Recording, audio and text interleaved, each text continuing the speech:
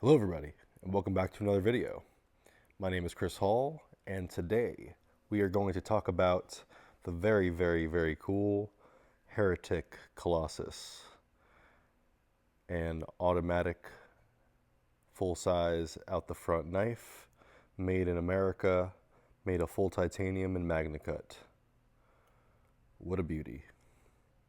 I recently did a video comparing this to my Microtech OTF, which is made by the son of this guy. Sorry, the father of this guy made Microtech, Anthony Marfione. His son made Heretic. So it's kind of the same, similar DNA in these knives. There's literal DNA in these knives. But this video is about Heretic because Heretic is my favorite out of these two. And I wanted to show this knife off a little bit more because this is the only OTF that I have in my rotation, my main rotation of 4 to 5 knives. And it's that way for a reason because it's the best. It's the best OTF that I have found made in America. I'm sure there's some knives that are, $1,000 or something like that that are even cooler than this. But even pricing aside, I think this is truly one of the coolest knives that I have, and it's the only OTF, so I'm going to show you why I like it today and go over the design and some things about it. So why don't we talk about the overall design? And to give you an idea, here's of the size. Here is the Benchmade Bug Out full size. I'm going to just zoom in here for you guys. So, a lot of people would consider the Benchmade Bug Out a full-size knife. I would say normal people consider the Benchmade Bug Out a full-size knife, but as you see, that is smaller than the Colossus. The Colossus is really a full-size knife for people who are familiar with something like the Chris Reeve series of knives, or maybe Hinderer, for example.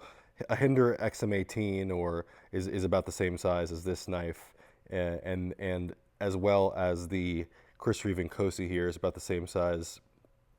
It's a really good comparison. These two are about the same length and about the same blade thickness, blade stock thickness, which is the the thickness of the blade. And if you're familiar with Chris Reeve full-size knives, this knife will be perfect for you. It's the same size. It's really the same size. And here's one more knife for comparison, the Paramilitary 3.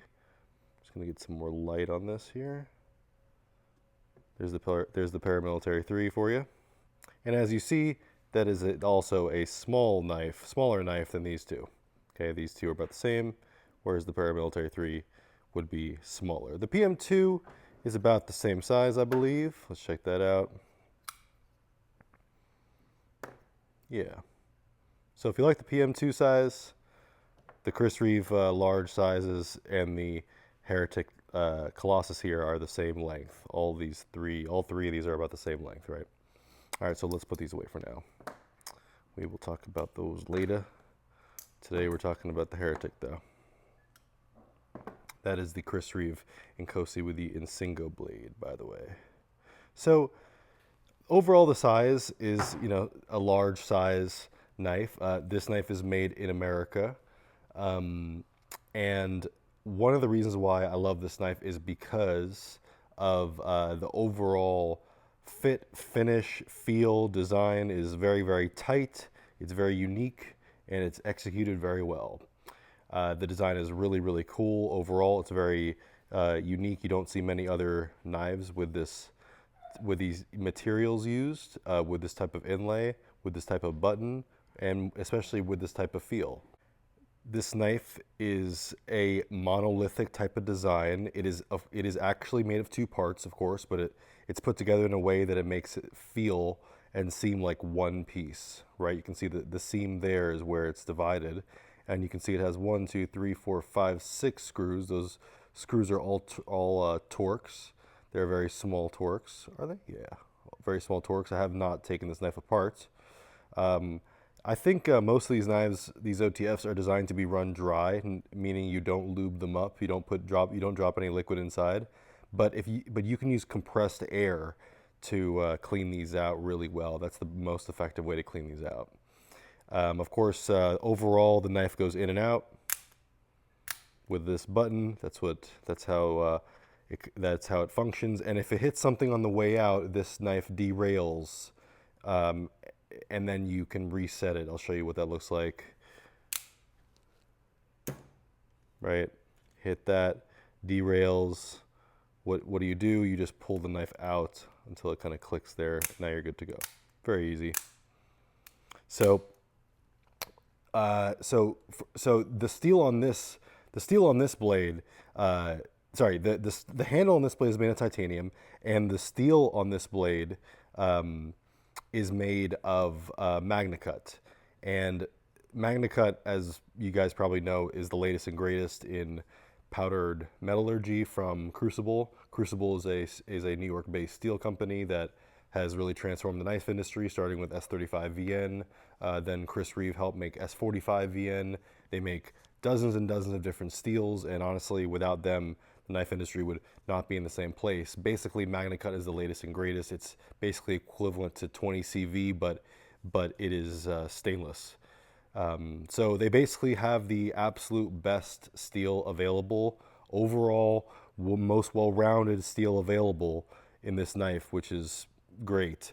And then of course they use titanium for the body, which is honestly what I expect in a high-end knife. This knife is about $470, but I have seen and handled a lot of approximately $500 knives. It's a very, very large category, and I expect titanium in that category. I don't want to see aluminum. I don't want to see anything else really, because titanium is is very, very durable, extremely. It feels really good. It's very solid, extremely wear resistant, and just overall titanium is an incredible material for the handles. So they basically knocked it out of the park with both materials here. I have absolutely no complaints. I'm not sure exactly what. I'm not exactly sure what the button is made of. I think it's aluminum, but I think that's the only aluminum part on the outside of the knife. And this is my own lanyard, by the way. I put this on there. Now the bottom of the knife has a glass breaker, and it has a very unique one. So it has two Torx screws here holding on to the securing the pocket clip, which is an extremely deep pocket clip. It's literally as deep as possible. This is the epitome of deep carry. This is completely invisible in your pocket, aside from the clip, and you have two stages, which is genius here. You can go, if you have thicker pants, you can go into that stage, and if you have thinner pants, you can go into that stage. You can push it deeper, right? And then on the back, so this is the glass breaker there, and that is actually a ball bearing right there. It's a free floating ball bearing that rolls. You can roll that across your finger. You can feel it rolling, and what that does is it creates the perfect tool to break glass on a car, for example, to free somebody. So that is the steel and the overall design. Look at the top button here. I'll give you guys a close-up. This is a very, very unique button on the top here. It's not symmetrical. You can see it has this unique angle on the bottom, which is really kind of comfortable for your thumb, which rests right there. Just really, really unique design. You can see the jimping on the blade here. It's pretty aggressive, not as aggressive as like a Strider or anything, but it's definitely exactly where you want it when you're holding the knife like this. You can see it's exactly where you want it right there. So you can get some extra control authority over that blade. And you can actually do a lot of hard work with this. This thing is actually really, really well made, even though it has this in and out action that might make it seem weaker. It's really not that weak at all. It's very strong. Unless you're going to put a lot of downward pressure, I think you're good, basically, is what I'm saying. But of course, there's nothing there's no comparing an OTF to the strength of a frame lock. By the way, Chris Reeve, this is a Chris Reeve knife. Chris Reeve invented the frame lock, but this is a frame lock here. You see where the knife blade is directly supported by a single piece of material here. This is a completely isometric material that is a contiguous molecular structure, this titanium.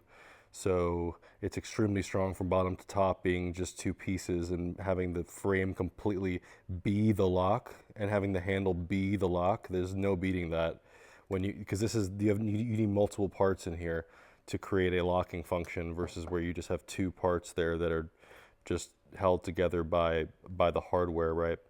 Just a different design overall, but I don't take this out when I'm looking for the knife that's going to be the absolute strongest. I just don't. It's just different. Different knives for different functions, just like you have different bags for different functions, different cars for different functions, different watches for different functions. That's how the world works. It's a nuanced place. You need a nuanced arsenal. Let's talk about the action. Now, what's action? That's this. Okay, the way the action feels and goes in and out, it feels incredible, especially with the Colossus, which is their bigger knife. They have a smaller knife as well. They have a smaller OTF. They have a bunch of OTFs, but they have a smaller size. This is in general the larger size, and man, it feels incredible. Just it has a lot of weight to it, and it feels great going in and out. You can really feel when the blade locks in the back, and it's very satisfying, but it's also reassuring, right, is the word, especially when it goes out. It really feels like it locks out there, and there's absolutely no pushback. When this knife comes out, you cannot push it back in at all. There's no wiggle in and out whatsoever, and that is really, really, really reassuring. That's what you want to see. That's not what you get in Microtex. People in the comments are going to be mad about that one. Also, let's talk about the centering. The centering this way. Some OTFs, like the Microtech and some other ones, are really off to the side, but this one's more centered overall. Like, it's not perfectly in the middle of the body, the blade in the middle of the body, but it's almost. It's really, really, really, really close. So that's good. Also, just like, look how beautiful the metal work is on here. There's contouring on this titanium in multiple dimensions, right? So it's contoured this way, it's contoured this way. See, now is it contoured this way as well? Maybe not. But it's contoured in multiple dimensions, which is requires a lot more work and makes it very complex. It's a very complex object that, you know, the more you look at it, the more detail unfolds itself to you, and that's really a big thing when it comes to these knives and the beauty of them. They are cool from afar, but also you can look at these knives up close, like really up close, and they are phenomenal. Look at that material there. So that is a silicon carbide grip right there. That is not a sticker. That is fused to the metal on a molecular level, physically fused to the titanium. This is silicon carbide, as far as I know, that it's basically like a skateboard grip tape that will never come off, right? So when you have your fingers around, this thing is so grippy. Even when completely soaking wet, this thing is grippy. Absolutely grippy, absolutely cool. And just overall, the finishing of this knife is really, really well done. You can see how just beautiful this close-up is. Look at that diamond pattern on the top. You have the horizontal there, then to the it's not just diagonal, it's diagonal and curved. Look how perfect this piece is CNC machined in. This pocket where the button goes. Look at the tolerance of the edge there.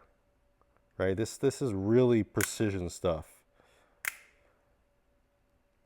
As for the blade itself, we talked about it being MagnaCut, but let's talk about the shape of this blade and what it is. There's a few different types of blades, right? There's full flat grinds, there's hollow grinds. This is a semi-flat grind, so it's flat grind up to that like 70% mark, with that, that kind of that shape coming out, that thicker part extending out there. It's like a swedge that people call it, reverse tanto tip there. and you have a flat grind going up to the 60-70% mark. I was trying to see if this was a hologram, but it to me it's either a flat grind or it's like the hollowest grind, the shallowest hollow grind ever. And then you have it coated, right? So this is a I'm not exactly sure what kind of coating this is.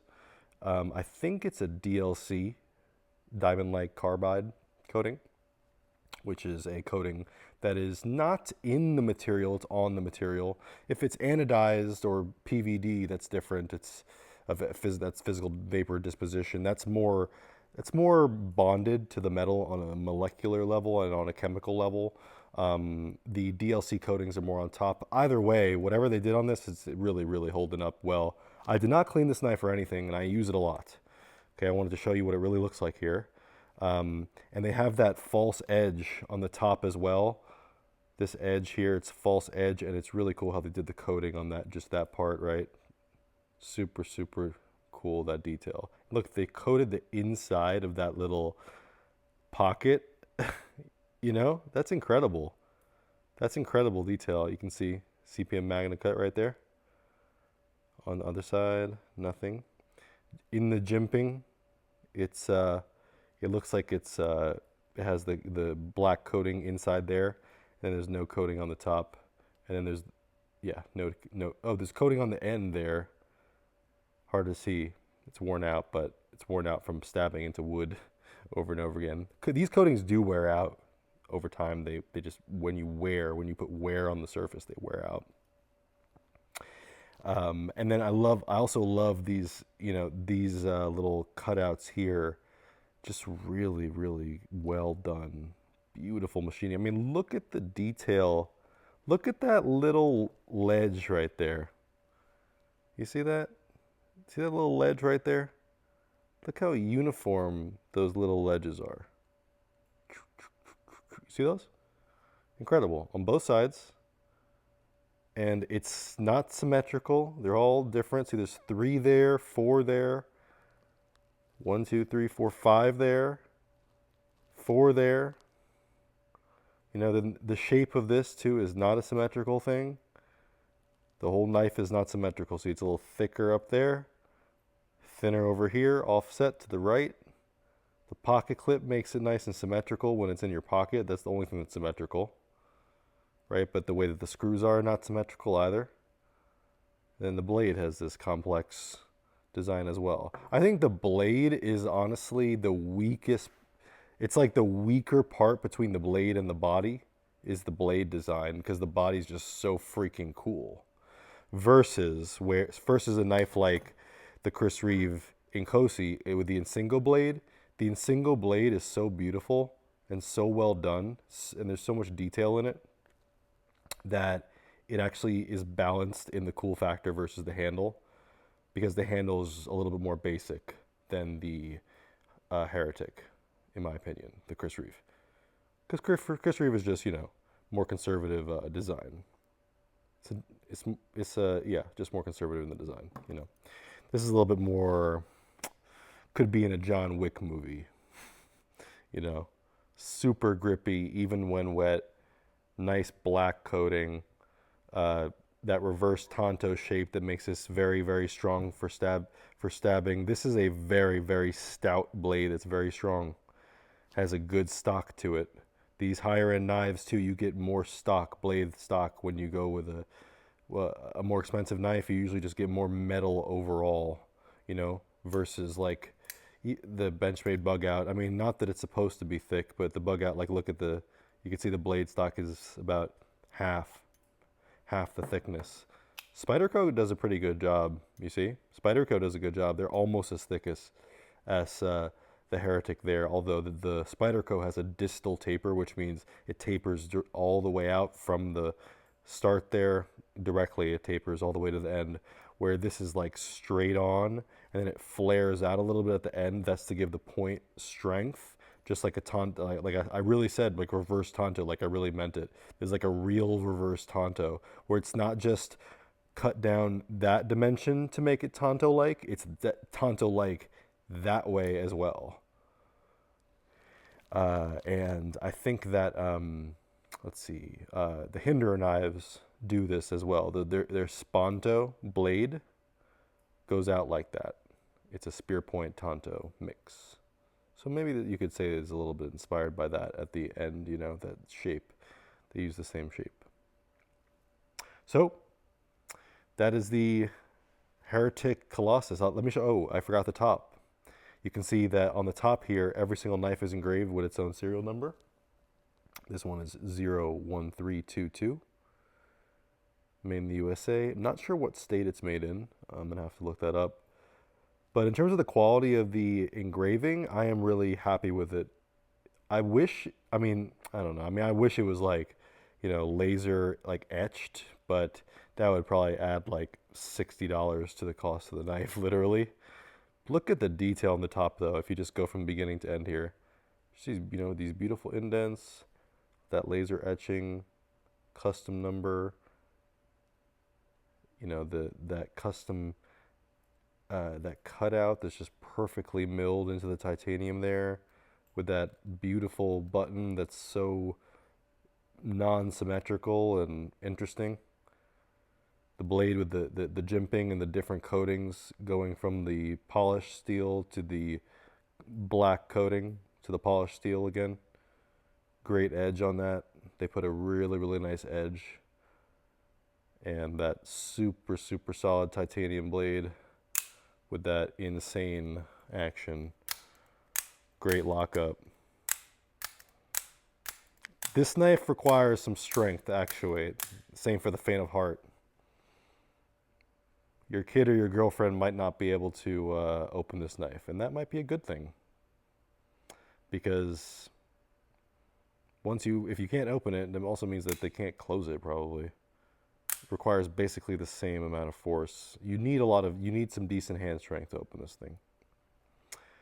All this together, I think, makes this one of the most compelling knives out there, and sure as hell beats buying a Microtech, in my opinion. Although I do like the Microtechs. I don't love them, but I do like them still, and I still have one in my collection because I think that they're legendary. So I do. So shout out to Microtech. But Heretic, I think, is beating them in a lot of ways, and the Colossus is definitely an incredible example of what they're doing. I hope you enjoyed the video. Let me know if you have any other questions. I'm happy to answer them in the comments. I appreciate you watching, and I hope you learned something. Have a great day.